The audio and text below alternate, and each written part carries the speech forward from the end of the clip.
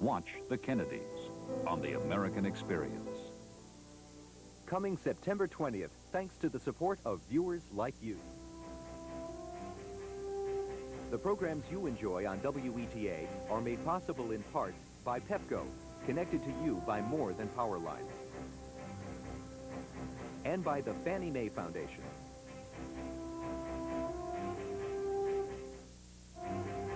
WETA 26, Washington, D.C., supported by this community, a partnership that works.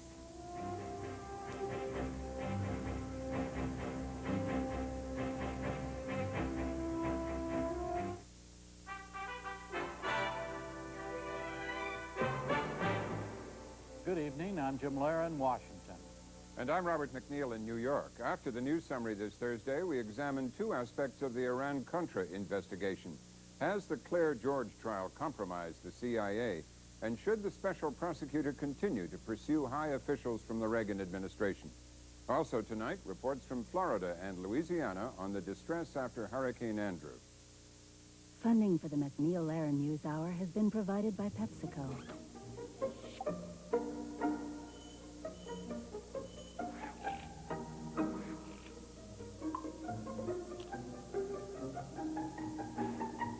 PepsiCo. Part of helping the world live and communicate better is keeping it well informed. That's why funding for the NewsHour is also provided by AT&T and by the Corporation for Public Broadcasting and viewers like you. Hurricane Andrew's victims tried to cope without many of life's basic necessities again today. Relief efforts were strained to the breaking point as thousands lined up for food and water across South Florida. Officials now estimate some 200,000, 50,000 people were left homeless after Andrew struck Monday. Property damage has been put between $15 to $20 billion in Dade County alone. Distribution efforts continued to be hampered by blocked roads and downed power lines. A small plane carrying relief aid crashed into a house in Miramar, just north of Miami. 2 people aboard the plane were killed, a third was injured. Florida Governor Lawton Chiles said relief efforts were inefficient and inadequate. Dade County's Director of Emergency Management, Kate Hale, said federal help was not getting there fast enough. If we do not get more food and water into the South End in a very short period of time, we are going to have more casualties because we're going to have people who are dehydrated, who are without food, babies that need formula. Dade County is running these distribution sites. We've got the hospitals in place with the help of the Public Health Service and our firefighters. But for God's sakes, would you please cut it out and help us out down here? The hurricane has claimed at least 20 lives in Florida, the Bahamas, and Louisiana. The remnants of the storm drenched Mississippi with heavy rain today, prompting flood warnings. At least 5 tornadoes were spotted in central and northern parts of the state, but there were no reports of major damage. In Louisiana, hundreds of people remained homeless today. At least 160,000 homes and businesses are still without power. Officials said it would be 2 days before damage estimates were available. We'll have more on the story later in the program. Jim? The nation's economic growth slowed in the second quarter of the year. The Commerce Department said today the gross domestic product grew at a 1.4% annual rate from April to June. That was less than half the 2.9% growth recorded in the first quarter. The report said a drop in consumer spending was the main reason. On the campaign trail today, President Bush traveled to Missouri and Ohio. He began in St. Louis, where he toured a factory which makes safety equipment for law enforcement agencies. The company sells a third of its products abroad. Mr. Bush accused his Democratic opponent, Bill Clinton, of fear-mongering on trade policy and said he failed to take a definitive stand on the newly negotiated North American Free Trade Agreement. My opponents see us knock down trade barriers and they say, hold everything. They say us open new markets for American goods and they say, wait a minute, maybe we can't compete. Maybe the American worker can't cut it. So let's pull down the blinds, lock the doors, hope the world goes away. Let me tell them something that you already know in this plant. The American worker doesn't have to hide from anybody.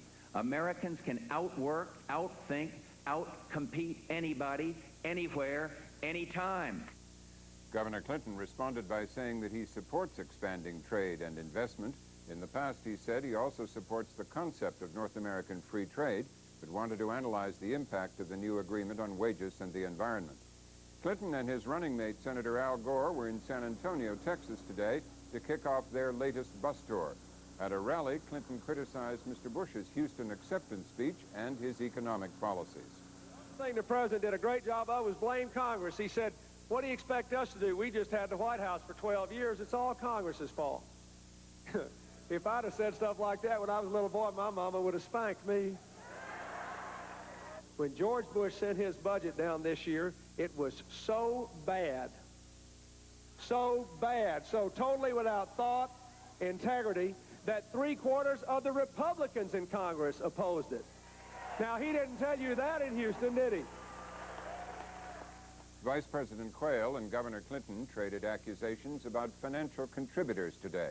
Mr. Quayle said Clinton was totally in the pocket of trial lawyers who contributed heavily to his campaign. Clinton said big-moneyed special interests have used the Vice President's Council on Competitiveness to get whatever they want done. Pentagon officials said today Iraq offered no resistance to the new Allied no-fly zone. The United States, Britain, and France have banned Iraqi aircraft from flying south of the 32nd parallel beginning today. The action was taken to protect Shiite Muslims from attack by the Iraqi army. Mideast talks in Washington ended for the week today with both sides still far apart. Palestinian officials said the new Israeli government had offered a change in tone, but proposals that were little different from the old hardline government. Negotiations between Israel and the Palestinians, Syrians, Jordanians, and Lebanese will resume on Monday. A two-day international conference on the civil war in Yugoslavia ended in London today with an ultimatum but no peace accord. The U.S., Britain, and other major powers called on Serbia and Montenegro to end the bloodshed in Bosnia or face tougher UN sanctions and international isolation. Bosnia's Serbs did agree to put their heavy guns under UN control and yield some of their territorial gains. British Prime Minister John Major said a new round of peace talks would open in Geneva next week. Officials also announced that several thousand more UN troops would be sent to Bosnia to protect relief efforts. Shelling continued in Sarajevo despite the talks. 3 people were killed and 20 others wounded when mortars fell in a residential area.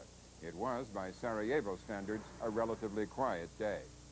That's our summary of the news. Just ahead, the Iran-Contra investigation and the pain from Hurricane Andrew.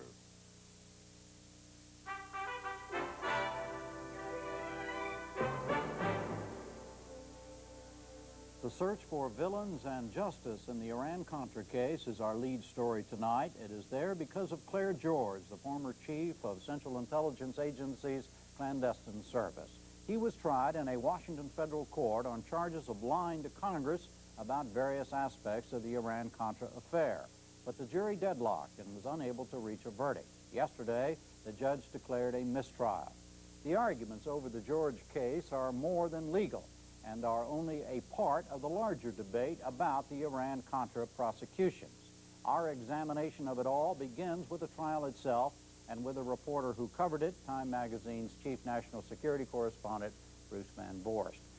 Bruce, going in, the case against George was considered open and shut. Here's what he knew, here's what he said he knew, what happened. That's correct. At the beginning, when this trial opened, the independent prosecutor, Walsh, felt that he had an open and shut case practically, and there were grounds for believing this. On the one hand, George had said that he knew nothing about the Hassenfuss crash, the resupply plane to the Contras, as far as it related to the agency. George also claimed that he didn't know General Secord, for example, when in fact it was quite demonstrable that he had met Secord in the White House Situation Room before that. Finally, they had, as a very good witness against George, Alan Fires, who was his deputy and worked closely with him in the agency, and who was prepared to testify that George, in fact, knew far more than he had told Congress when they met. What happened during the course of the trial was really very interesting because although these points were established to some extent, the jury came around to taking a very narrow interpretation of what George's responsibility was in talking to Congress. They were asking whether he had to tell everything when he was asked. And it turns out, of course, that the Congress, in these hearings, the congressmen were not very specific and very precise in their questioning. So the question was, did he have an obligation under the law to volunteer various things? Is that right? Exactly that. And on top of that... in other words, if I say, did you have a hamburger for lunch? And you say yes, but I don't ask you about the French fries, and you're not in violation of the law. And I can't go to jail for not telling you about the French fries. Okay. Of course, a lot of this reflects at the same time George's basic reluctance to share with the Congress. And I think this is something traditional in the ethos of the generation that he represents. But nevertheless, he was able to make the case quite successfully. And as we understand it, the jury was, for the most part, a majority for acquittal on all 9 counts. He was able to survive on that. What was his basic defense? A number of things. First of all, that he is not, that the most critical thing is a spin-off from what you just said, and that is that he says he was not required to tell in great detail more than he was being asked, and that the congressman just didn't ask specifically the questions. Secondly, why does he say he was not obligated to tell the Congress of the United States everything that he knew? That's his philosophical position vis-a-vis Congress, and that's an attitude shared by a lot of people in the agency as well. He says, too, that he was very busy at this time. He was dealing with a lot of other clandestine operations, that this wasn't as high on his radar screen as it might be when he sat in the jury room. He also, of course, suggests that some things were kept from him. Bill Casey, after all, was also instrumental in running these operations. Of course, he was George's boss. George's boss, right. In a sense, George is arguing that he was caught, and the agency was caught, between a president who wanted to run an operation in support of the Contras and a Congress that was somewhat ambivalent, but nevertheless basically passing legislation to prevent this.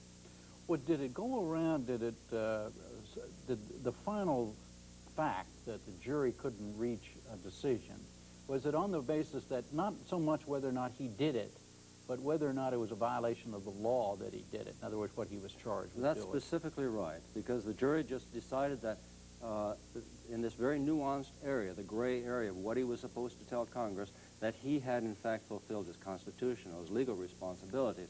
I think that the most telling thing I heard, we were very lucky, by the way, the foreman of the jury, Stephen Kirk, was a very articulate and very intelligent observer. He said afterwards something that I think is really the core of it. He said, as a citizen, I would like that my senior officials were much more candid and open in talking to Congress.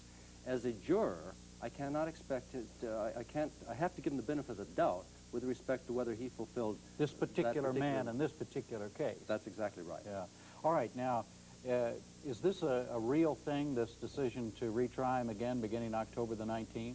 That's difficult to say. Certainly Judge Walsh intends to do that, and his prosecuting attorney, Craig Gillum, who handled the courtroom for him, is determined to go ahead. Now, Hybe, the defense lawyer, has raised some questions. He points out that there was never a majority for conviction here. In fact, it was the other way around. And so he raises questions whether it's legitimate to go ahead with a retrial under these circumstances. But is it solely up to the independent prosecutor? So, I mean, it doesn't matter what the defense says, right? No, but Walsh, they will have some discussions, I suspect. But sure. It's very important to Walsh to pursue this because he's got these other cases upcoming. Yeah.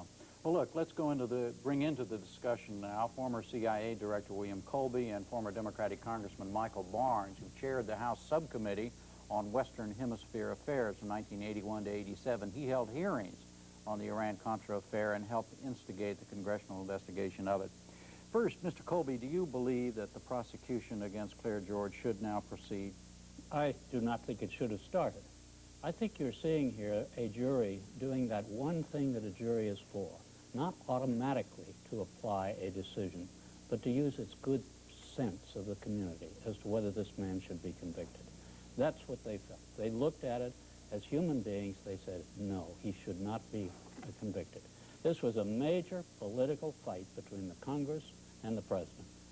And what has happened as a result? The president has not been accused. Bill Casey, of course, has died. North and Poindexter, both have been reversed on appeal. So who are we prosecuting? Some middle-level CIA officers, not for what they did, but for what they didn't say. They're not being prosecuted for having violated Congress's rules of behavior. They're being prosecuted because they didn't come up and tattle on it. Now, the CIA is not a law enforcement agency. And we've had that problem before. We had edges of Watergate before it happened. We didn't know what it was all about. But it wasn't our role to run over and make a big stir about it right away. Explain to the average American why it isn't the role of a government employee to tell the Congress of the United States what in the world is going on. Well, it does have that obligation. I'm the guy who told them, perhaps more than anybody. So sympathetic with that point. But as I understand it, the relationship between the committees and the CIA is really pretty good now, under Webster and under Gates. There is a full sharing of the facts of what CIA is doing. But CIA is not running out to find out whether some other crime is being committed, that it's none of its business. It's going to stay out of that kind of thing because the law says it shall not be engaged in law enforcement. Zero. Mr. Barnes, how do you feel about this? Do you think, first of all, that it was proper to prosecute Claire George to begin with? Do you believe he was in violation of the law and should go to jail for, or at least be tried for it? Well, if the prosecutor, the independent prosecutor in this case, had evidence that the crime was committed by this individual, then he had a responsibility to prosecute him. You've got a question now, having presented that evidence to a jury and having the foreman of the jury tell us that they never could get a majority of the jury to support conviction. Look, You've got a question as to whether it should go forward. But these are very important issues that we're talking about here. The foreman of the jury apparently understood that when saying, as a citizen, he would like to see CIA officials and other government officials tell the truth to Congress. He understood that there's a basic democratic principle here, and that is that an agency like the Central Intelligence Agency should not be doing what they were doing. If anybody what did they do wrong? If anybody is to believe Oliver North or Mr. Poindexter or all the other testimony that we've heard about this, we know that Mr. Casey and other officials of the United States government at the highest levels were violating the law purposefully, knowing they were doing it. This was a law passed by the Congress and signed by his boss, the President of the United States. You're talking about the law which prohibited their actions. Right. And not only did they engage in these activities, but that they then repeatedly lied when I and other members of Congress asked them, are you doing it? I asked Mr. Casey, for example, about the Hassenfuss plane. Did the Central Intelligence Agency know anything about this? No. Did you seek to find out anything about it? American citizens flying around Central America with weapons? No. Clear lies we now know in retrospect, and Mr. Casey's death was rather timely. But where does Claire George fit into this? As an employee of Bill Casey and of the American people, etc., what should he have done from your perspective that he did not do? Well, he should have answered the questions honestly and truthfully.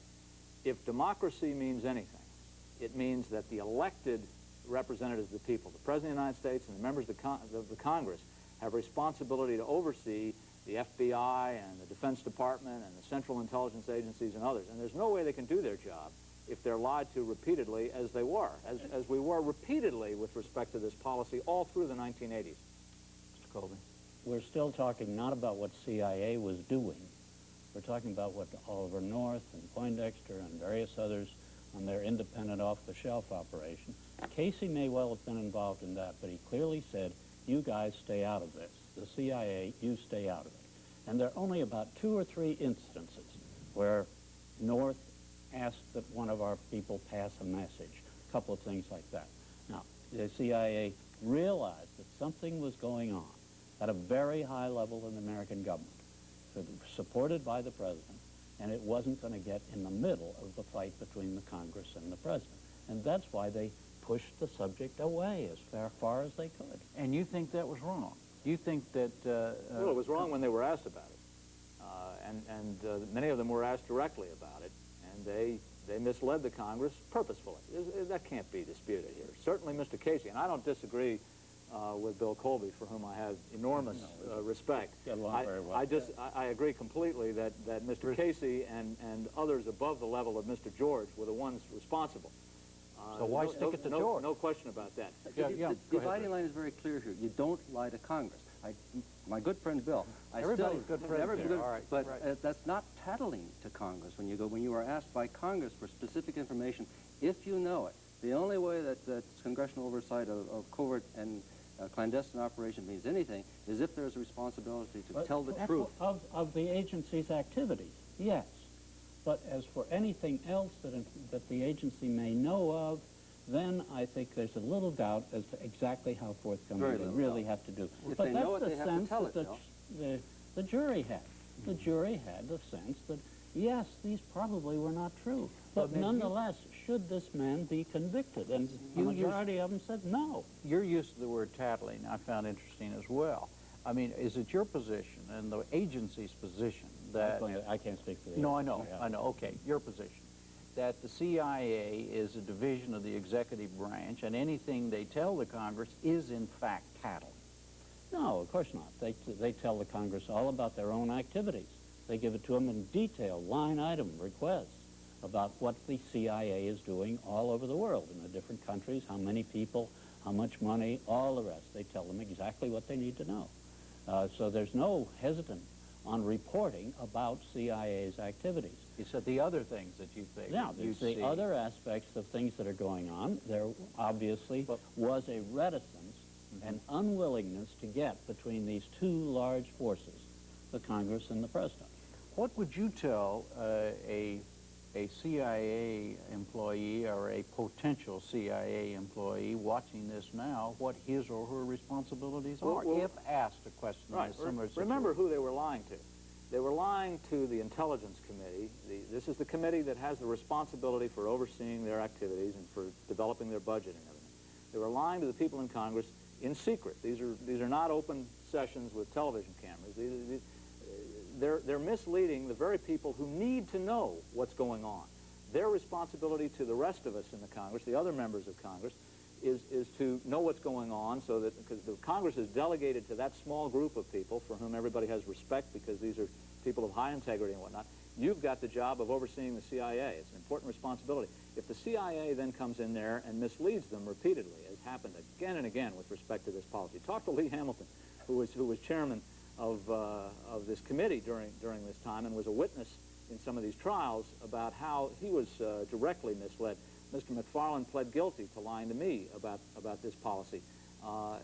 We were again and again lied to, and my view is that a Central Intelligence Agency official like Mr. George should feel it part of his responsibility to tell the truth to this committee. I fully agree with that. The new generation knows that. In other words, you don't think, Bruce, that the current CIA would operate this way if this same kind of thing happened again? I think not. I think that there's been a progression from the 75 when we had some revelations and the Claire George generation and all those people, all those retirees that were at the trial, which added a lot of color to it. But those are the old Did thinkers. they divide up, or were they all No, for George? that was the pro-Claire George crowd out there, and they added a lot to it. They had a lot of color. In fact, the judge had admonished them several times to be quiet. But the point is that that's the old generation. What were they doing? What do you mean quiet? Well, when they could, muttering. They were muttering. Muttering. Oh yeah, when they liked something. No, it added a lot. But the point is that the new generation, I think, understands this. And if you're a CIA officer and you were asked by Congress and you have a responsible position, you either say, I don't want to answer that. You go talk to my boss, the president. But you don't lie. Well, I have to agree with that. I mean, that's been my whole approach to it. But then I say, do you now prosecute this officer for having dodged and weaved in the way he did? Under the old rules. Do you prosecute Is that him? all he was doing? Convict him of a felony, and the majority of the jury says absolutely not. Yeah. Of this jury. Which is... we may face another one. That's the question. I mean, you know, it isn't a single holdout made this a mistrial. A single fellow sympathetic to George made it a mistrial. No way. They never were near a conviction. Well, now, Your position, Mr. Barnes, is that regardless of what happened, for instance, Mr. Colby outlined that all the people, the bigger fish up to this point have gotten off. That doesn't justify letting off Claire George. Well, they haven't really gotten off. I know there's a perception that North and Poindexter, for example, quote, got off because their convictions were overturned on appeal. The reason their convictions were overturned on appeal was that they confessed when they appeared before the Congress that they committed these crimes. And then when they were convicted of committing the crimes, the Court of Appeals said, well, you can't convict them for committing it because they confessed that they committed these crimes when they appeared before the Congress. So it really isn't true that they got off. And of course, the independent counsel, Mr. Walsh, has brought an indictment of the then Secretary of Defense, and so we're going to see further activity. That's another one. Here he's speaking an indictment against the then Secretary of Defense, who was the one who objected to the policy, not who condoned it. Let me ask you, and that's the critical. Let me ask you a CIA question. Is prosecuting Claire George, does it hurt the agency or it helped it? Well, I think there's a thing called prosecutorial discretion. You don't prosecute all crimes. And if this was a near one, maybe it could have been skipped. After all, this is the man who took the job in Athens for which his predecessor was murdered. Now, that's a good guy. It's a gutsy guy. And the question is, should he be prosecuted in what turns out to the jury to be not all that clear a case, to put it mildly? All right. Well, gentlemen, thank you. Robin? The Claire George case was the latest to come up empty for Iran-Contra independent counsel Lawrence Walsh. His office has achieved 6 guilty pleas, but his 2 major cases, as we've heard, ultimately have fallen through. Against Oliver North, Walsh won a conviction, but the case was later dismissed on appeal. John Poindexter, the former National Security Advisor, was convicted but won a reversal on appeal. Cases are pending against former Defense Secretary Caspar Weinberger and former CIA official Duane Claridge. We now hear 2 opposing views of where the entire investigation is heading and what's been achieved in 5.5 years. Howard Teicher served on the National Security Council staff in the Carter and Reagan administrations. His last post was as Director of Political and Military Affairs. He's now a consultant and author. Michael Ledeen is an author and analyst who served as a consultant to the National Security Council in the Reagan administration. He's now a fellow at the American Enterprise Institute. Mr. Teicher, should the special prosecutor continue to press his investigation? I absolutely believe that the special prosecutor should press his investigation. I believe that senior officials from the Reagan administration knew a great deal about what was going on during the so-called Iran affair, that they refused to inform the Congress or other investigative bodies of what they knew, and basically they sought to cover up their involvement in order to protect themselves. In the process, they sought to throw younger staff members like myself and others to the wolves in the hope that it would satisfy the prosecutorial bodies and save themselves. Who is it specifically you saying threw you to the wolves? Well, I was told to volunteer to go to Iran in 1986 with Bud McFarlane, and I was told explicitly that President Reagan is fully behind this initiative, that then Vice President Bush is behind this initiative, that Secretary Weinberger, although he is opposed to the policy idea, certainly is playing a supporting role, that Secretary Shultz is now on board, that Attorney General Edwin Meese has reviewed the law and is satisfied with the manner in which the U.S. government was not notifying the Congress, and that I should feel comfortable that I was performing a service for my country, and that if things went wrong, that there was nothing illegal about what we were doing. Well, I was not apprised of the discussions that were apparently held some months earlier involving the President and other senior members of the administration, where Secretary Weinberger, at least, is now alleged to have argued that there was the possibility that what we were engaged in might be illegal. Had I been told that I was being sent on a secret mission to Tehran that might be illegal, I certainly would have made a more diligent effort to avoid volunteering for this endeavor. I see. Mr. Ledeen, you don't think the investigation should continue, am I right? That's right. Why? Because the investigations are all about pseudo-crimes or new crimes or behavior that has normally been dealt with in a political context that now suddenly, for the first time really in American history, is being dealt with as criminal activity. And I think that the discussion we've just heard from Messrs. Colby and Barnes and Van Voorst shows the degree to which the system is broken down and how silly it is to criminalize this whole process. The foreman of the jury, I think, rightly said that the national interest lies in finding out what happened and lies in having officials being forthcoming. If you criminalize these things, you guarantee that you'll never find out, because it then becomes everybody's interest to say as little as possible in every venue, to discuss things as infrequently and as rarely as possible, and to withhold as much as they possibly can.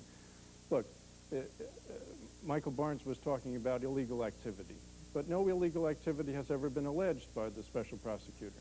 Nobody's ever been indicted or prosecuted for violation of the Boland Amendment, which is what he's so exercised about. Everybody talks about the so-called illegal diversion of funds. The Boland Amendment, just to remind people, that was the amendment in Congress which forbade the use of U.S. funds and military equipment going to support the Contra rebels in Nicaragua. Right, exactly. And no one has ever been accused of violating that.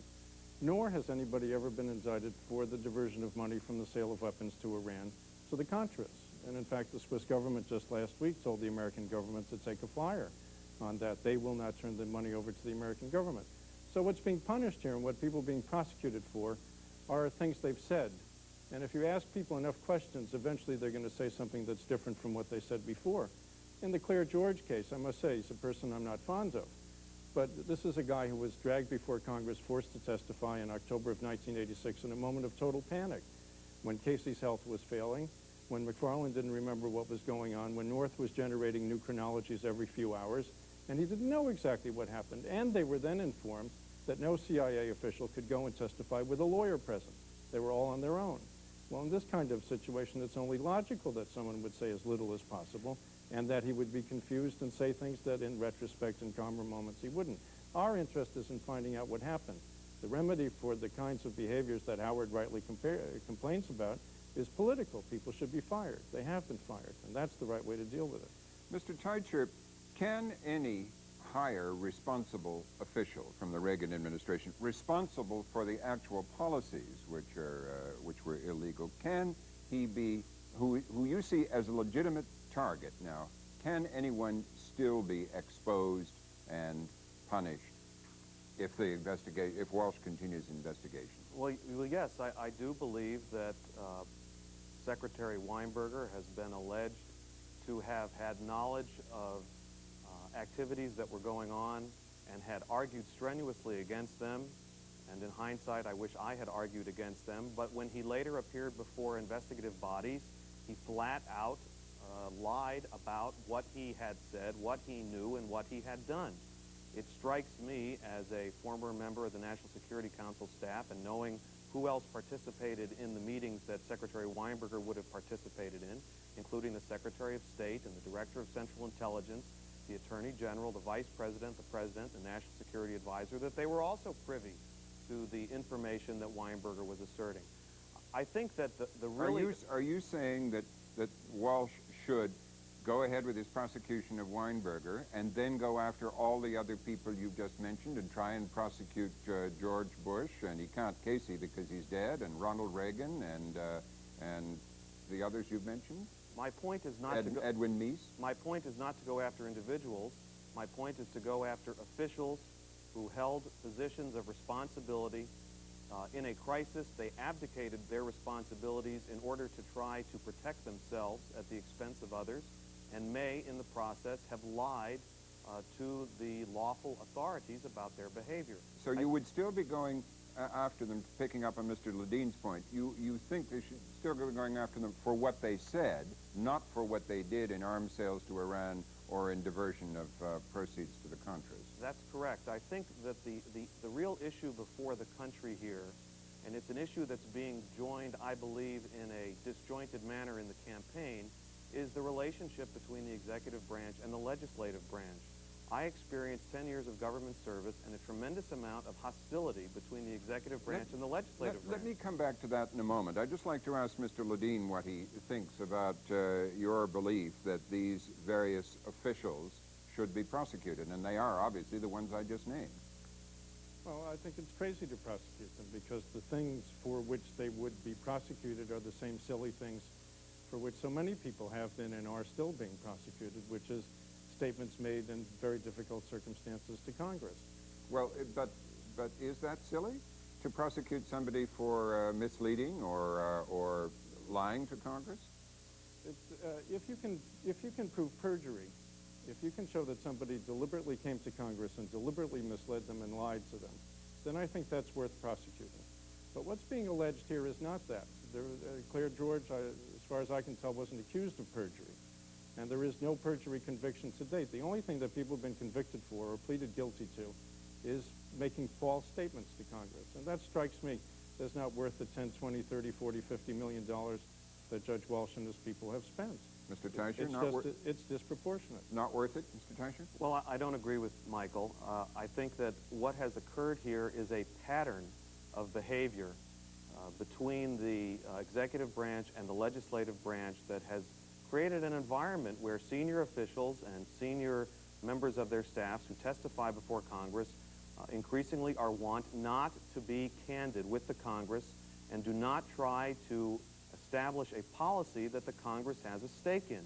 The inevitable result is a pattern of behavior that cuts across administrations and cuts across policy issues, domestic as well as foreign, where an incredible amount of mistrust evolves and inevitably an incredible amount of government gridlock. If the existence of an independent counsel and the possible threat of criminalization of poor policy and the failure to establish a solid policy basis and a stake between the Congress and the executive branch exists, then I think the independent counsel serves a valuable purpose. So you would be, just to be clear about this, you think that there would be an exemplary, it would set a good example for future administrations if the officials you've mentioned were prosecuted for not fully cooperating with Congress, not for running what some have considered an illegal operation, illegal policy. I think that it is vital for the future of our country that the executive branch and the Congress find a way to work together.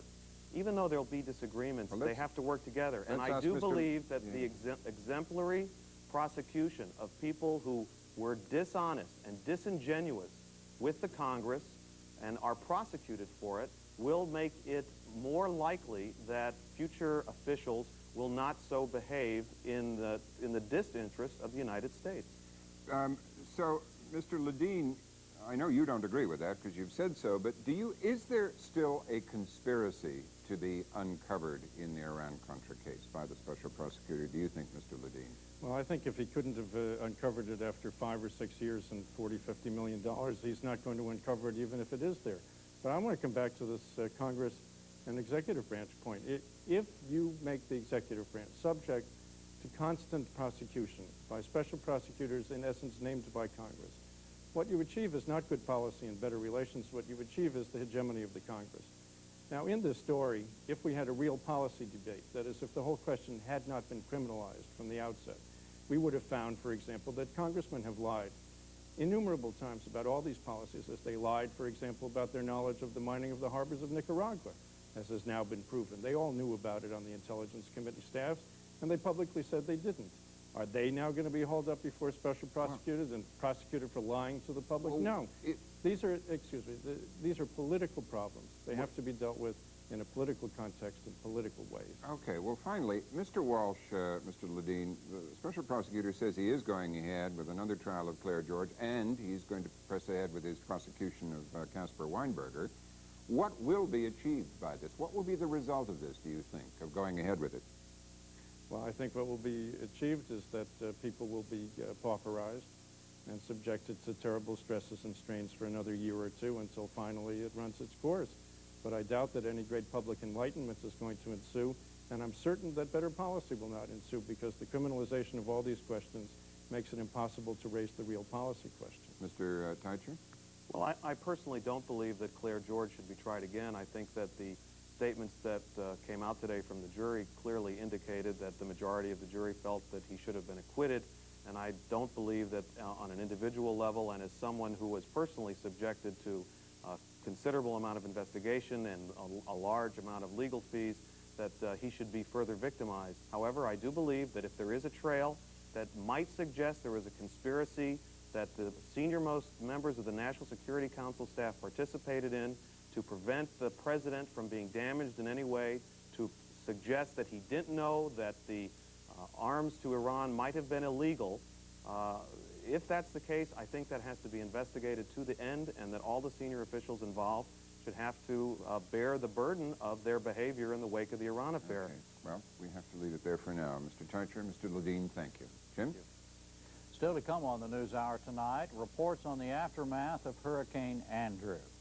But first, this is Pledge Week on public television. We are taking a short break now, so your public television station can ask for your support. That support helps keep programs like this on the air.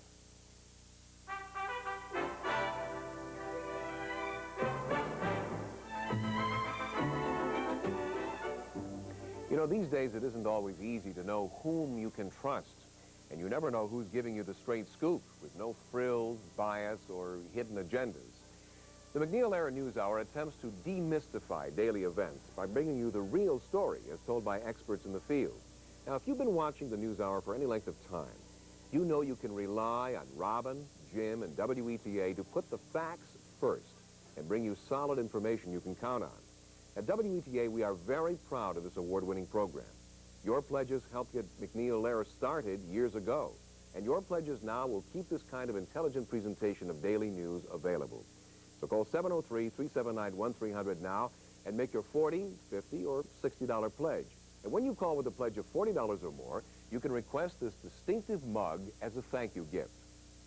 Now, it's embossed with a very classy Hirschfeld drawing of Robin and Jim. And it'll show everyone who visits your home or office that you support television news that is not driven by ratings or advertiser dollars. If you're a dedicated viewer of the MacNeil-Lehrer NewsHour, and if you benefit from our other public affairs programming, such as Washington Week in Review and our great convention coverage, we need you to go to the phone right now to keep the support going with a pledge. Call 703-379-1300 right now. One of the many rewards Channel 26 offers its members is the opportunity to participate in exciting giveaways. If you call with a pledge right now, you'll be automatically eligible for some very special giveaway prizes. 3 presidential weekends provided by Grand Heritage Hotels. Winners will enjoy a relaxing weekend in upscale Palm Beach or explore the cultural and culinary delights of New Orleans. And one lucky couple will experience the California sunshine on the shores of San Diego at the beautifully restored Horton Grand Hotel. You'll enjoy 3 nights of luxury accommodations in the custom-designed Regal Suite. Your getaway weekend starts with a bottle of champagne in your suite, followed by fine dining in the Horton Grand Hotel's elegant dining room. Enjoy complimentary breakfast each morning, then hop on the Old Town Trolley to see the sights of this gracious city. Air transportation to San Diego will be provided by United Airlines, WETA's official airline. Viewers who wish to enter our giveaway but prefer not to pledge can call during the program. But you know, it's so easy to pledge, especially when you use your Visa or MasterCard. And charging is the environmental way to pledge because it saves paper.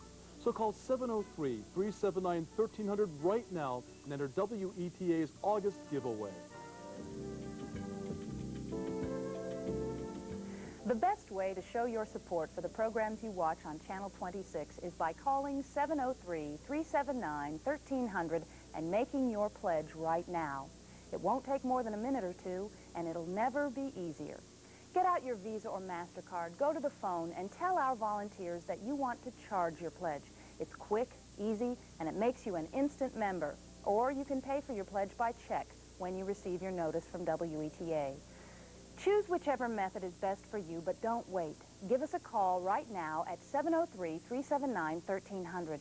Make your pledge, and then sit back and enjoy the wonderful programs on WETA, knowing you've done your best to support Channel 26, your public television station.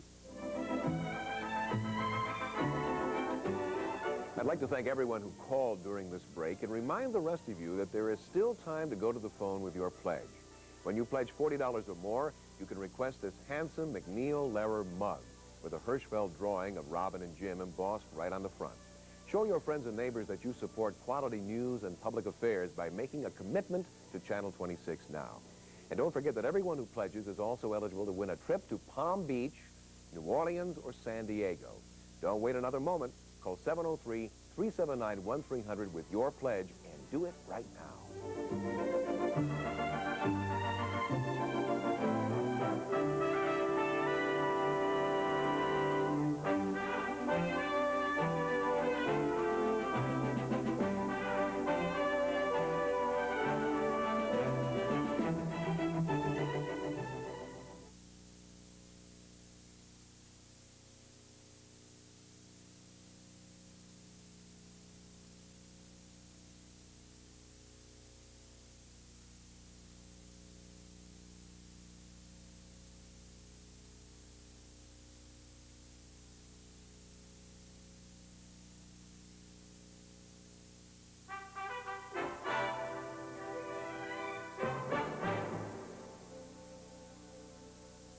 Finally tonight, 2 updates on the 2 areas hardest hit by Hurricane Andrew. First, correspondent Tom Bearden in Homestead, Florida, where cleanup efforts are underway. Marie Sweeney is still sorting through the rubble 4 days after the hurricane. Oh, you found his tea! We wondered where his tea was. Sweeney lived in this trailer park in Homestead, Florida, south of Miami. Every trailer was ripped apart by the storm. Despite a lot of effort by a lot of people, Sweeney says things are still very tough here.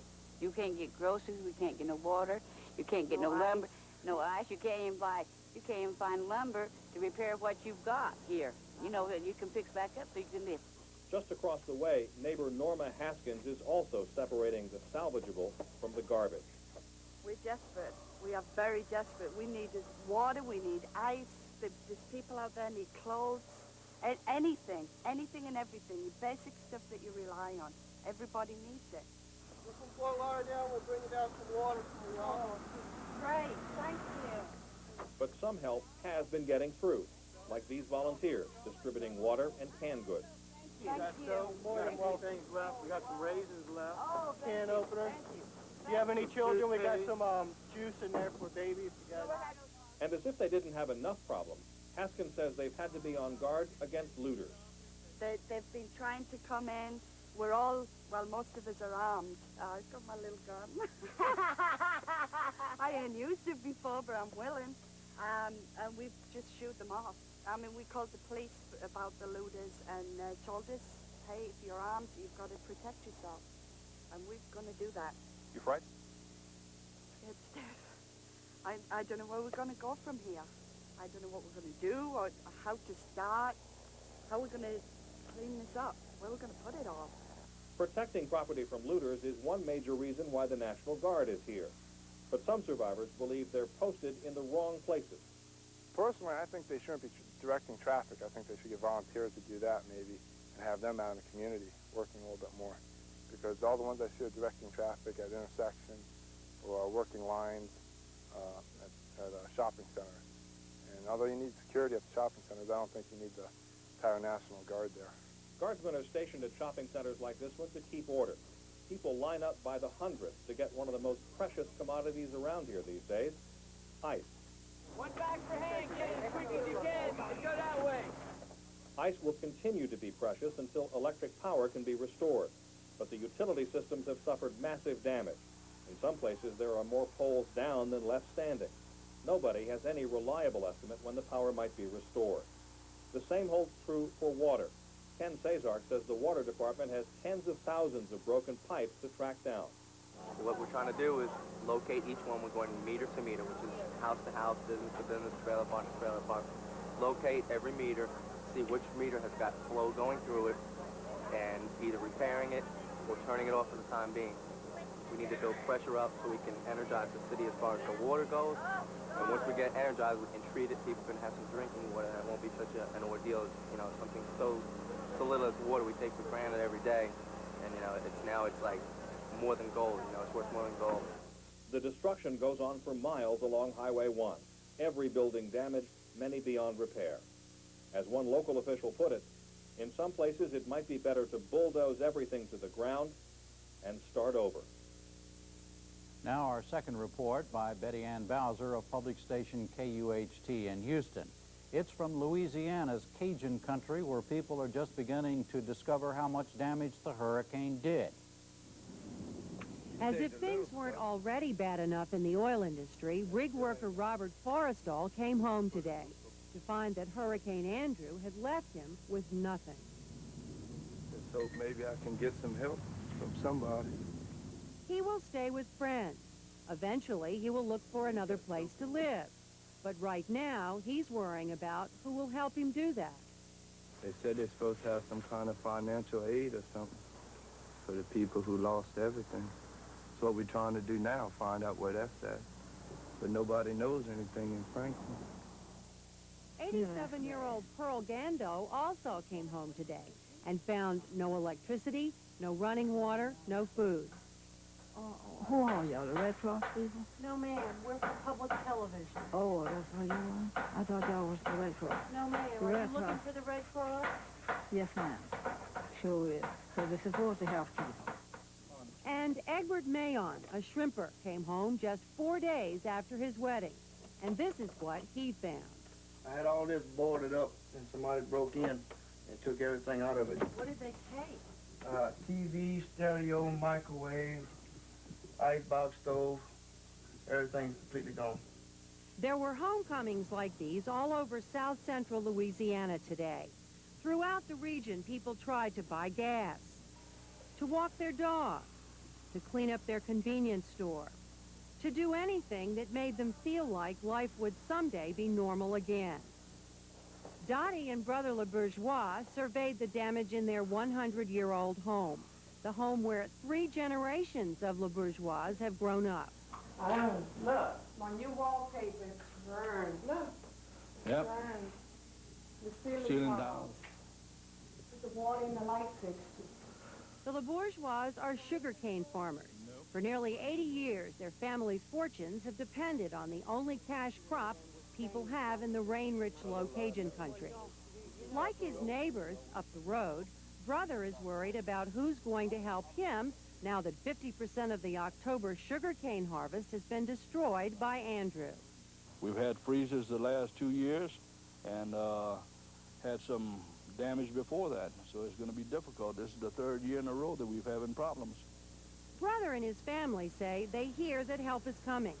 They saw the Salvation Army truck today, and they saw the massive effort underway to restore power to thousands of Gulf Coast residents.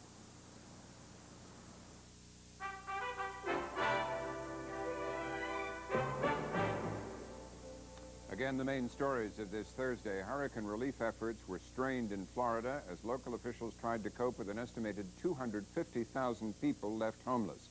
Dade County's emergency management director criticized the federal government for failing to come through with requested aid. Growth of the nation's economy slowed to 1.4% in the second quarter, half the growth rate of the previous quarter. Iraq offered no resistance as the new Allied no-fly zone took effect in southern Iraq. Good night, Jim. Good night, Robin. We'll see you tomorrow night with a look at the post-Houston presidential polls, among other things political. I'm Jim Lehrer. Thank you and good night. Part of helping the world live and communicate better is keeping it well informed. That's why funding for the MacNeil Lehrer NewsHour is provided by AT&T and by PepsiCo.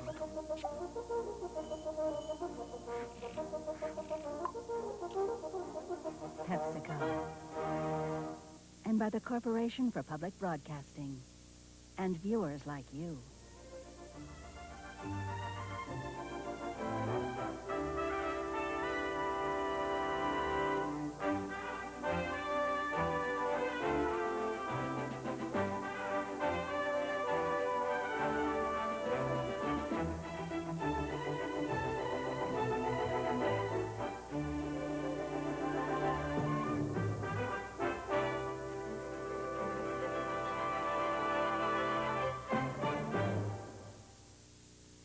Video cassettes of the MacNeil Lehrer NewsHour are available from PBS Video. Call 1-800-328-PBS-1.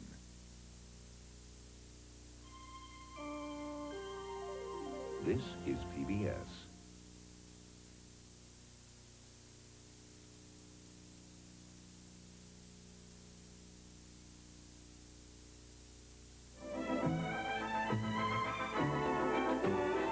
You know, in the course of their 15-year association, Robin MacNeil and Jim Lehrer have won virtually every award for broadcast journalism, including Emmys and Peabodys. In addition, the Washington Journalism Review's annual readership poll hailed the MacNeil Lehrer NewsHour as the best national news program in the business. The NewsHour team has received numerous awards for coverage of law and medicine, economics, agriculture, education, defense, and diplomatic reporting. Isn't this kind of news service worthy of your support? You know it is. And now is a great time for you to call and show that support. 703-379-1300. Any amount is welcome when you pledge, but $30 enrolls you as a member and brings you WETA's monthly program guide. And when you pledge $40 or more, you can request this handsome NewsHour mug, featuring a distinctive Hirschfeld drawing of Robin and Jim embossed on the front. Now, this sturdy mug is great for the office, and it'll show everyone that you care enough about this non-commercial news service to give your support. So don't wait another minute. Call 703-379-1300 now with your pledge. When you pledge $100 or more, you become a member of the President's Club. This club was created for those who value WETA highly enough to be in the forefront of our station's financial leadership. Every dollar you give directly enhances our ability to present quality programming. As a President's Club member, you'll also receive this handsome and sturdy WETA travel bag with the President's Club logo embroidered right on it. And there's a special President's Club decal to go with it. You'll also receive the club newsletter, which will make you a part of the inside world of WETA. So call 703-379-1300 right now to pledge $100 and join the President's Club. When you become a member of Channel 26, you'll receive a full year of the WETA magazine, filled with interesting facts about the programs on TV 26 and FM 91. You'll also be able to take advantage of the fun and exciting discount coupons, a regular feature of our program guide. And don't forget, you'll be eligible to vote for the WETA Board of Trustees and to enter our WETA sweepstakes and try winning a fabulous prize. But the best benefit of all will be the wonderful programs that your membership dollars make possible on Channel 26. That's why, darling, it's incredible. Natalie Cole sings the songs of Nat King Cole. Unforgettable. Only on Great Performances, Unforgettable with Love. Unforgettable too.